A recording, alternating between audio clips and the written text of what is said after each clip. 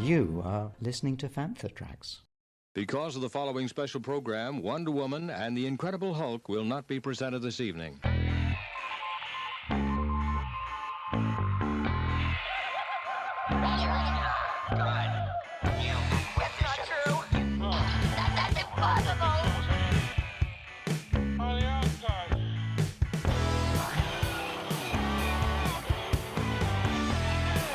It's time to get all your Star Wars news in a single file. This is Making Tracks. Here are your hosts, Mark Newbold and Mark Mulcaster. That's not true. That's impossible.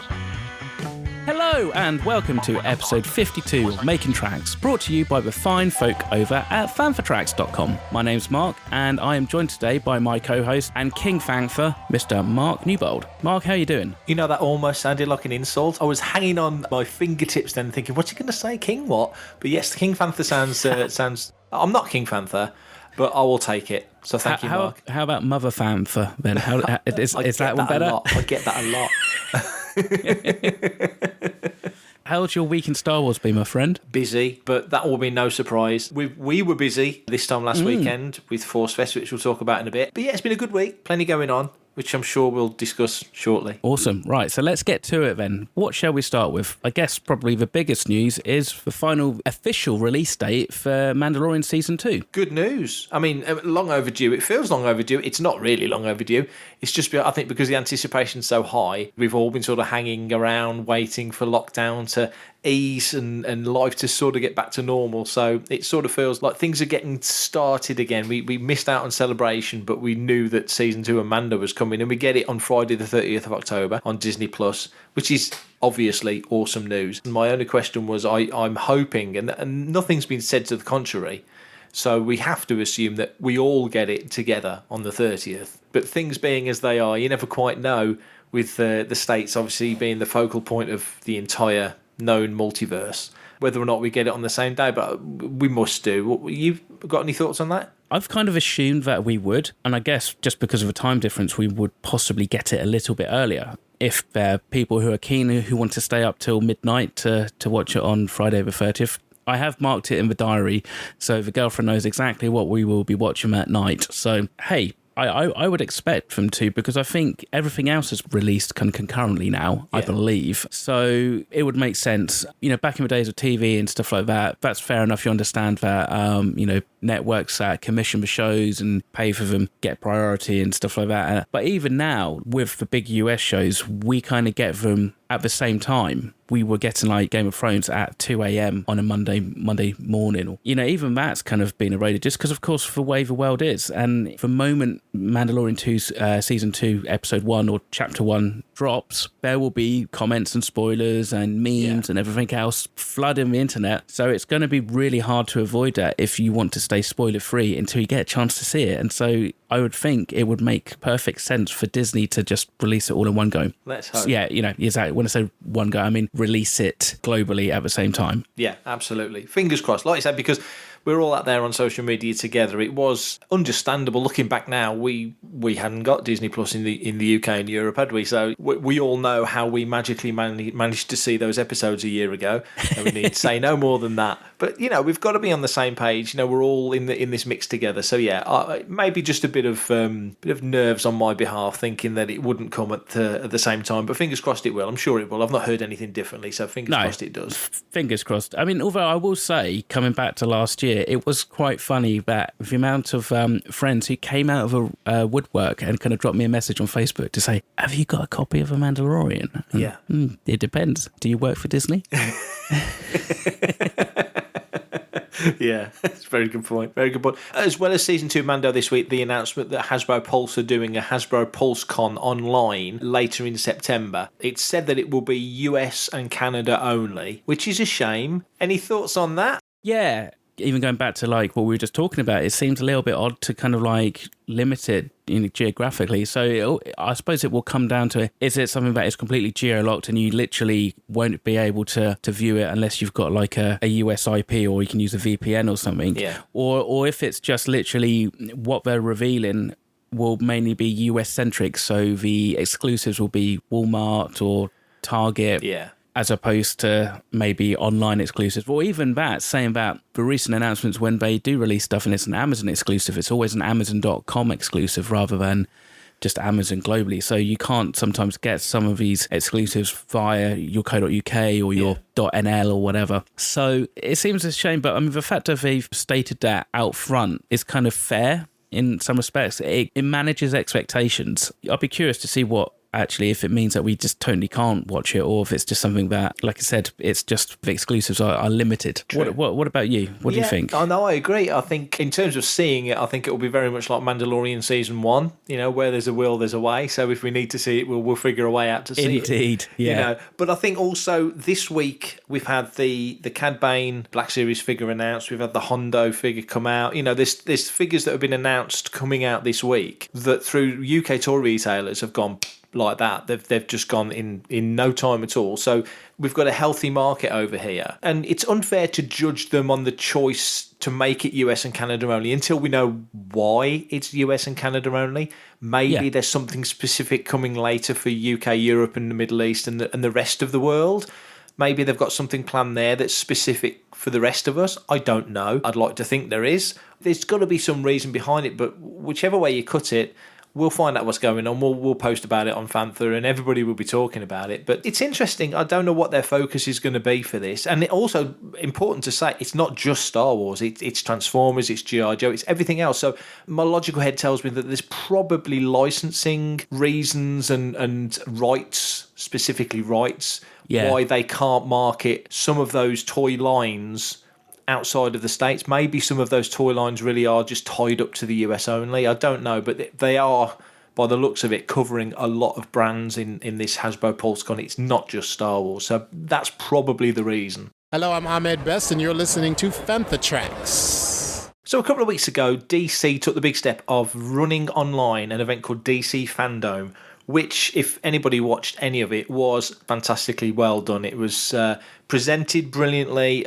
Guests and stars from all across the DC universe were part of it. It covered comics, it covered animation, live action television and movies, as well as games as well. It really did cover the whole gamut of what DC does as a brand. Given the amount of content that Lucasfilm and Star Wars is putting out at the moment, all around the timeline and across various medias, do you think Lucasfilm, given that we should have had Celebration, but life meant that we couldn't, do you think Lucasfilm could have done something similar to what DC have done with DC Fandome? Do you think there could have been like a Lucasfilm type, Lucasfilm universe or a Star Wars universe type online event that would stack up against DC Fandome? Or do you think doing it the way they do it with, through the Star Wars show this week in Star Wars, that's the better avenue of getting the news out there?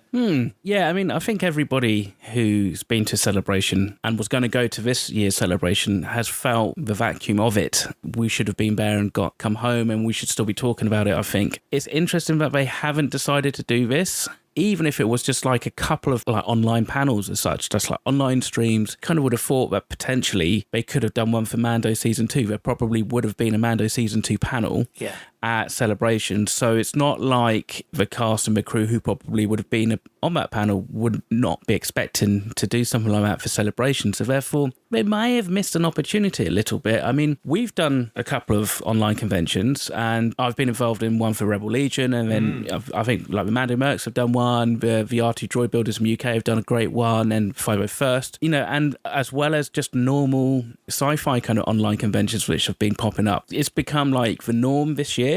How they've been releasing the news has been a bit piecemeal, bit drip feeding it. Even for the announcement this week about Yoda being in the High Republic, which one way or the other, you can either think that, well, it's set 200 years before the prequel trilogy, of course he's going to be around, so of course he's going to be in it, so therefore this is kind of a bit of a non-news kind of thing. Yeah. What it's doing is it's keeping Star Wars front and centre. The films have been pushed back a year. Yes, we've got Mando 2 coming out, but then after that, after potentially those 8 weeks, what have we got? We have no new animation series. We don't have an official start date for production on, let's say, Kenobi or Cassian or anything else. Yeah. So what they're doing is trying to just keep a presence bubbling over, where, of course, I suppose once you've done something like a celebration, everybody talks about it for a week or maybe 2 weeks afterwards, but then it's, by the mainstream anyway, forgotten about. Whereas this is a way to keep everything in the press, everything ticking over. And I suppose it just means that for fans and hardcore fans, they just need to be on it a little bit. So they need to remember that, there's a Star Wars show coming out monthly, and then there's This Week in Star Wars as well, which comes out weekly, and that's where the news is. It would be a shame. I mean, I think it's slightly a shame that hasn't happened, but at the same time, maybe it might highlight actually how little or how much Star Wars there is coming. Yeah. What do you think? What's your kind of thoughts? Quite similar, actually. I watched a lot of DC Fandome. Being a DC fan, used to collect the comics big time, especially in the 80s and 90s, but I've always followed, especially the movie stuff, and I think they did a great job with it. Obviously, clearly, a lot of it was pre-recorded. A hell of a lot of it was pre-recorded, but it was very well done, and that reminded me a bit of what we did with Empire 40, getting that pre-record stuff, get the edit done, getting it looking so good as it did. And like you say, we've been involved, you with the Rebel Legion stuff, I did the Farthest From 22 live as well before. There's all this stuff been going on over the summer, and I did see some sort of discourse, I don't know if that's the right word, but conversation about this specific topic. Why aren't Lucasfilm doing this?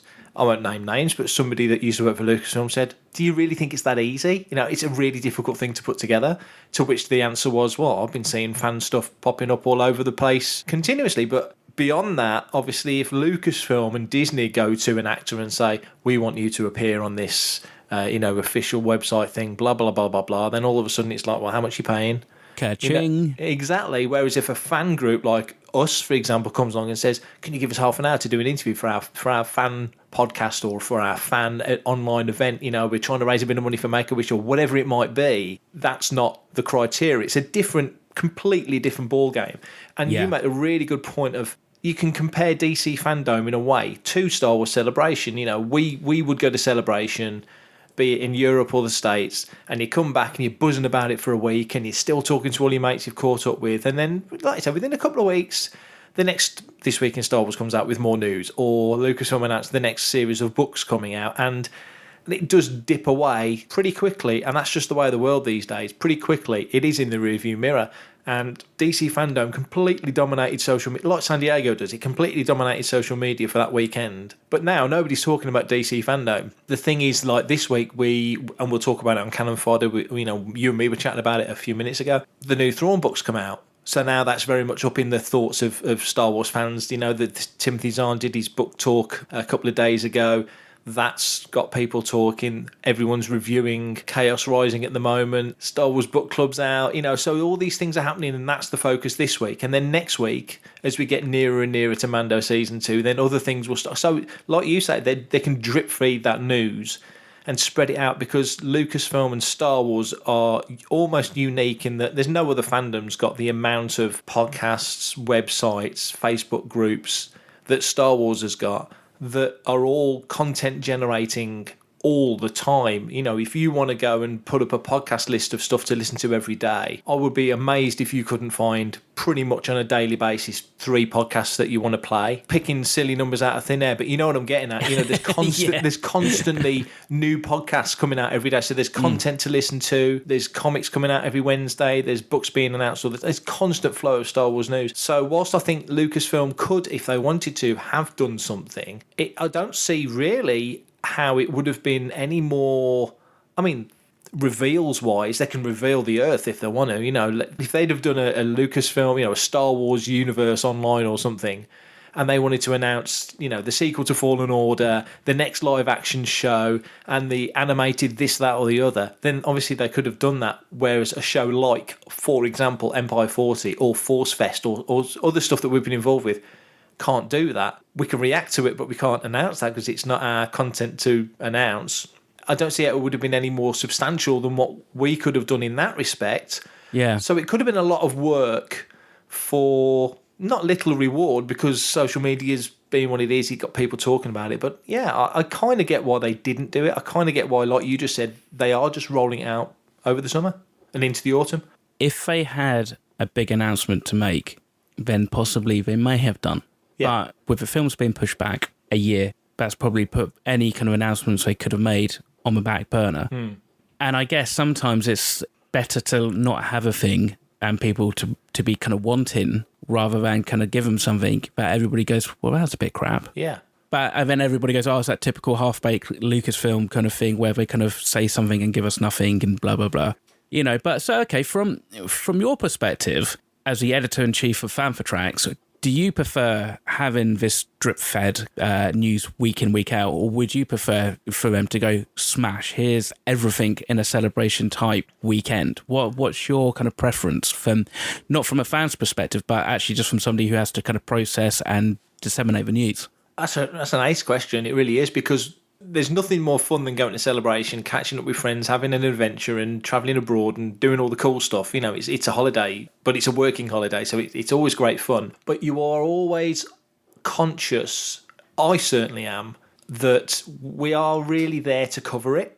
You know, you want to have fun after the show floor thing is finished. You want to have fun on the evenings. You want to get a good night's sleep and hit the floor again running. But you are there to cover this event. So when there's so much going on at a celebration, and sometimes, you know, there's the main stage and the second stage, and then there's, you know, I'm always on the podcast stage, so there's always things going on all over the shop. There is a worry that you're missing out on stuff. And also the Star Wars show is streaming live, you know, there's the live stream going on, and there's other sites that aren't there so they can remotely cover it. I know from experience, New York Toy Fair, back when I was doing Jedi News, one year James went out and he was travelling out with Dan Curto that he used to do the Curto Burns podcast with, and they travelled out. Yeah. The weather was so bad that I think they had to fly into, I could be wrong, but I think they had to fly into like Philadelphia, and they were trying to get to New York, and it was just a washout, and in the end they never went. We covered the event from home, and I would say we got better coverage on that site remotely, covering what other people were doing piecemeal, individually, separately, and we were picking it up and collating it into remotely from home than we would have done if James had have got there, because the focus would have been on him to do it because he was there. You know what I mean? It's different when you're there than if you're remotely not. But if you've got the choice as a fan, you're going to want to be there rather than not be there. This is a long answer to a short question. In a way, it's better when it's piecemeal because it's constant content to put on the site. So if, you know, like this week, the focus is on, as I said, Chaos Rising, and then next week the focus will shift to something else. And so not so much the Star Wars show, that just feels a bit more sort of sketchy and off the cuff, and it's not the news show like This Week in Star Wars is the news show. But when you generally get an episode of that drop on a Thursday, you know, a couple of hours after, there'll be 2 or 3 takeaways from that, and you'll get it posted, or maybe post it the following morning, because obviously we're UK, so we're a different time zone. But I prefer it when it's sort of dripping out. So a DC Fandome style Star Wars show would have been great. We'd have probably had great numbers and eyes on the site and people talking about it. We'd have got content for the next week or two's podcasts. But that being said, it would have been a real slog to get all that information collated and written and up and out. It's a lot to do. Whereas as it is at the moment, it is kind of just dripping out bit by bit. So really, I think it works better for Lucasfilm not doing a DC Fandome and having a celebration as a physical event, because who else has anything like a celebration? Disney do D23, and that covers everything, including Star Wars. But nobody else, apart from Star Trek, who've been doing it since the 70s, the early 70s, nobody else really does this kind of regular Super Bowl size convention. So and Trek's got its own challenges because they're announcing shows left, right and centre now. They're going to have so much to cover and track, and this is where Star Wars feels like it's going as well. So yeah, piecemeal works better, I think. Speaking from my small experience with social media with the Rebel Legion's Elstree base, I always say to the guys who and girls who are running the PR team, let's say we've got 4 costume clearances in one day. Don't post all 4 in one day. That's 4 days worth of like social media content where you can post out. And also, I can remember that New York Toy Expo because I think I listened to like the James and Dan's podcast about it. And it's a little bit like the live stream of Celebration from the last couple of years, because I haven't been able to get out to Chicago or Anaheim. And so, okay, you don't get the vibe, you don't really get the buzz. And I know they try to kind of bring some of that onto the stream. But the thing is, you don't have to worry about queuing up for like the main panels, because they show them to you, and you get probably a better kind of experience audio and visually than you do in the convention hall. The flip side to that is that you're not there with your mates and you're not there with 10 or 20,000 other Star Wars fans who all go nuts at the same time when they say, do you want to see the trailer? Yeah. It swings and roundabouts. I mean, that was actually the saving grace for me at Celebration Europe 3 in London, because I was running the 4 Clubs 1 Force booth with yourself. Yeah. Didn't get a chance to go to any panels, but all the main ones, I was like, it's okay. I don't even need to see them this weekend. I'll basically see them when I get to work on Monday, and I can just, mainline the live stream for each day, which is what I did. So I actually got almost best of both worlds. I didn't necessarily feel like I was missing out on the panels, but I got the atmosphere and the social aspect, and then caught up on the news later on. It's great to be in the panels. There's no doubt it's cool being in the panels. And like you just said, the key thing there, if you look at Celebration Europe 3, Rogue One was the focus. So if you were in the room for the big Rogue One panel, they showed the Rogue One teaser trailer and nobody outside of the room could see that. It was for that room only. Apparently they played it once, they deleted it, and then Gareth Edwards said play it again, so that somebody had to come back in and reload it, and they played it again. That's right, yeah. And then they deleted it forever. You've got to be in the room to see that. But all the queuing, all the time it takes to get in the room to see that trailer, which of course, okay, that particular, there wasn't much to it, was there, that trailer? It was pretty, revealing the Death Star, TIE Fighter sound effects and the logo sort of thing. But yeah, you get that buzzer being in the room. But you're absolutely right. If you're, one thing we said, me, Matt and Brian said last time was, one thing we did was we went to all these big panels and we were live tweeting the big panels. And we sat down and had a beer afterwards and we were like, what the hell are we doing? They're on the live stream. Why are we live tweeting a panel that anyone can watch on YouTube? What we should be doing is if you want to go in and experience it, because we are there as fans, we're all paying for ourselves. It's not like we're not paid to go. But, if you want to go in and do those panels, fine. You don't need to sit and live stream it. There's the confidence that Lucasfilm and Disney are live streaming this anyway. You should be live tweeting the smaller panels. If there's a book panel, if there's a fan panel, they're the ones you want to be live tweeting. Or just going and having a chat, a little quick interview with somebody at a booth. Yeah. Like the Regal Robot guys or something like that. Or, another licensee. They're getting a direct marketing advertising source by kind of speaking to you guys, and if they know that you're going to put out either a podcast or like an article about it. So it works for them as well. It does. And it made us think that, the next, obviously it would have been this year, but now it's 2 years away. Which again is fine. Fantha will be 5 years old by then. We'll be even better established, and we may have new team members and people come and go, as always happens with these things. We'll be a bit savvier because we'll have had a couple of years of events in between a year certainly, to sort of start, get back into the rhythm of it. The way we cover it will probably change, like you say, because you want the constant content. You're listening to Fantha Tracks. Flip through the galaxy of literature with Cannon Fodder hosts Brian Cameron, Matt Booker, Mark Newbold, and Mark Mulcaster. Count me in. Spin round the rim with Desert Planet Discs. Your musical journey through the space lanes with your hosts, Carl Bayless and Greg Robertson. The hottest tunes this side of Mos Eisley. Happy! Get the latest news, interviews, reviews, and much more on Making Tracks with your hosts, Mark Newbold and Mark Mulcaster. Like an Ewok battle wagon out of control. Join hosts Claire Henry and a rotating panel of guest hosts for the podcast that's full of hope. Planet Leia. I love you. I know. It's time to head south with the Fantha from Down Under, Adam O'Brien. Oh, g'day, mate. How you going? Start your engines with Paul Naylor and Mark Newbold as they lift the hood on starships, airspeeders, swoops, capital ships, and more from across the cosmos. And for everything in one location, daily news, reviews, interviews, podcasts, video, and social media feeds. Bookmark FanthaTracks.com for Star Wars news 24/7, 365. Going back to DC Fandome and whether Lucasfilm should do something, on reflection, chewing this over with yourself, I don't really think they need to. I think Celebration is the party. You're going to make your big reveals at either Celebration or D23. Outside of that, then Lucasfilm does a really good job on their own, on StarWars.com, with the blogs and with the videos that they do this week in Star Wars and the Star Wars Show and Star Wars Book Club, of just keeping information trickling out. I think that probably works really well. I'm Anthony Daniels, and you are listening to Fantha Tracks.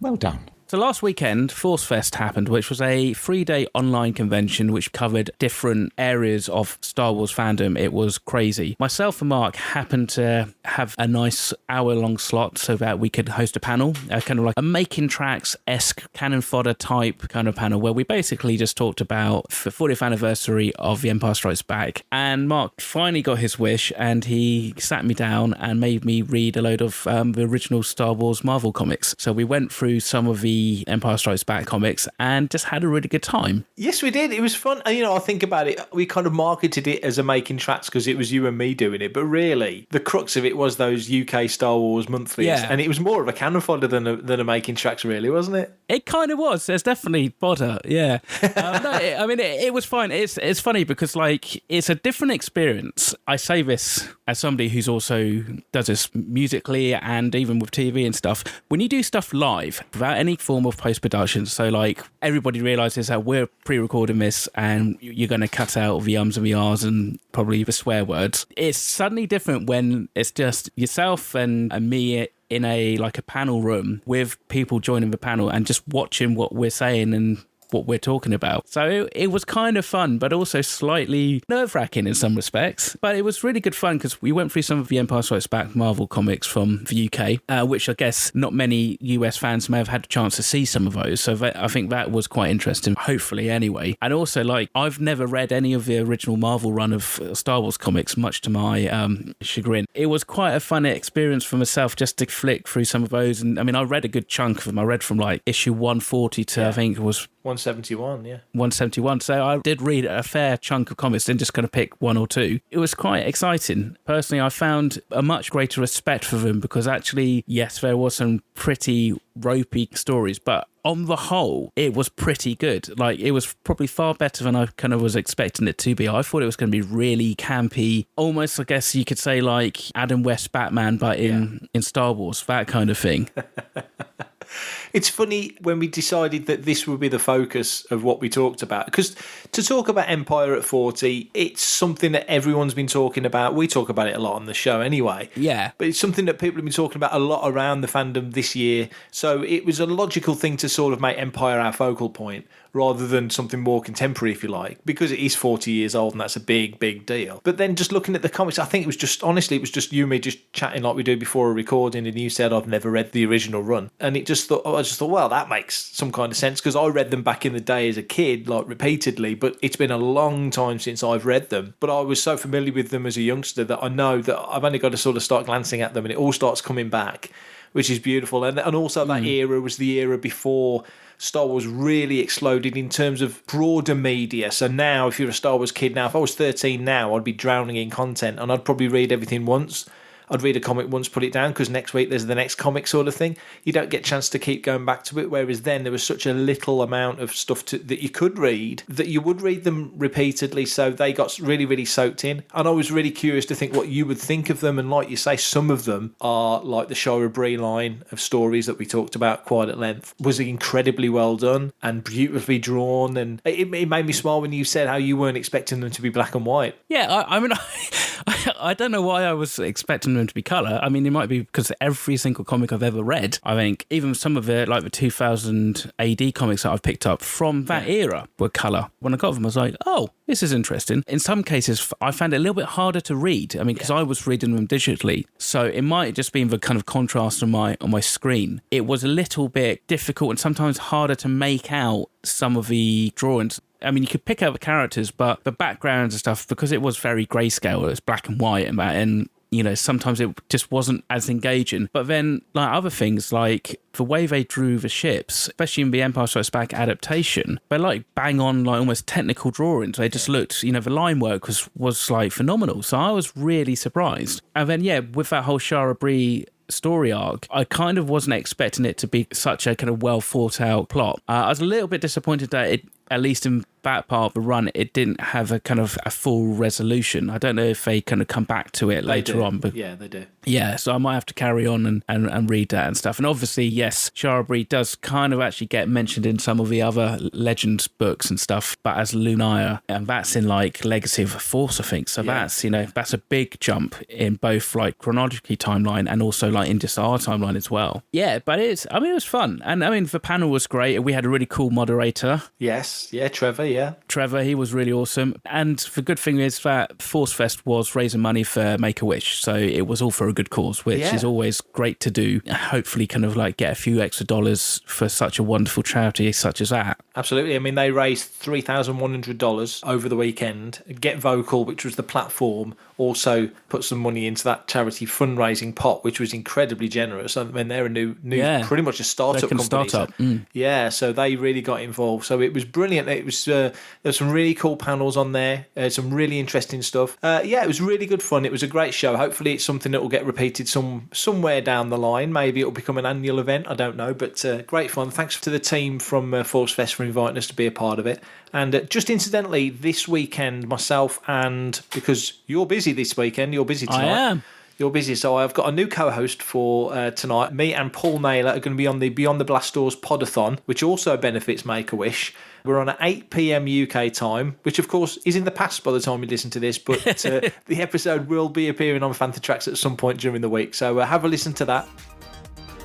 If you've got any thoughts or opinions, drop us a line. Mark, how can they do that? If people want to be a part of the action and stay updated on all the latest Star Wars news, visit fanthatracks.com or check out the Fantha Tracks app through the App Store to follow us on your mobile device. You can reach out to us and send in your listeners' questions by emailing radio@fanthatracks.com, and we really do encourage listeners' questions. So anything we talked about on this episode, if you want us to expand on it or give our thoughts, or you've got more questions, just send them in and we will tackle everything. Comment, like and share on any of our social media feeds at Fantha Tracks, and be sure to subscribe, leave a review, preferably a 5-star one please, on Apple Podcasts, Google Podcasts, Spotify, or your podcatcher or smart speaker of choice. And as always, thanks to James Semple for composing the Fantha Tracks intro, Adam and Brian for our Making Tracks opening music, and Mark Daniel and Vanessa Marshall for our voiceovers. Cool, well that's about it. So yeah, everybody take care, look after yourselves, and we'll see you at the next episode. Coming up next on Fantha Tracks Radio, it's Desert Planet Discs.